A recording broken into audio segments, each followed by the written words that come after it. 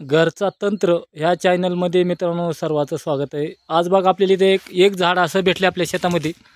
बघा ही झाड सर्वाला माहिती आहे, ही केळीचं झाड आहे आणि हे गुरुघराचं झाड आहे। तर गुरुघर असल्यानंतर माणसाचं गुरुघर शांत करायचे तुम्हाला उपाय आणि विधी हे एकदम तोडगा सांगणार आहे। लग्नामध्ये अडचण येणार आहे, ह्या केळीच्या झाडाची पूजा कशी करायची हे मी सांगणार आहे। कृपया व्हिडिओ शेवटपर्यंत बघा।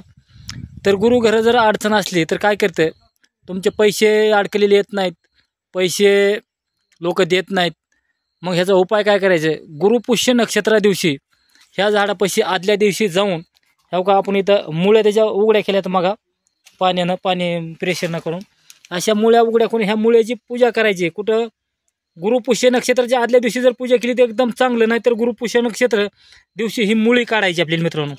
ही मुळी काढून ह्याची ही दिवस पूजा करून एक तुकडा इंच मुळी ती कमरला बांधायची डायरेक्ट किंवा गळ्यात बांधा, असं तावीजमध्ये घालू नका। तुमचा गुरुघर शांत होऊन तुम्हाला पैसे अडकलेले पैसे येतील आणि गुरुघर शांत होईल। आणि दुसरी गोष्ट म्हणजे एखाद्याचं लग्नाची अडचण असेल, गुरुघराची अडचण आणि लग्न जमतच नाही, तर ह्या केळीच्या जी फळ नाही आलेल्या त्या झाडाची मोठ्या अशी पूजा करायची। बघा तुम्हाला सांगतो की बघा ह्याला फळ बी अजून आलेलं नाही आणि आता फळ याच्या आकारात आहे, मोठं आहे, कोंब आहे।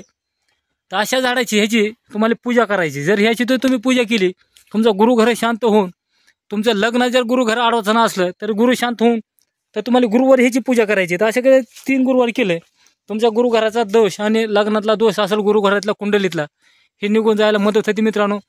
जेवढा होईल तेवढा व्हिडिओ शेअर करा, लाईक करा, घंटीचं बटन दाबा। परत आपण दुसऱ्या एका व्हिडिओमध्ये भेटू लवकरच मित्रांनो। चला राम राम।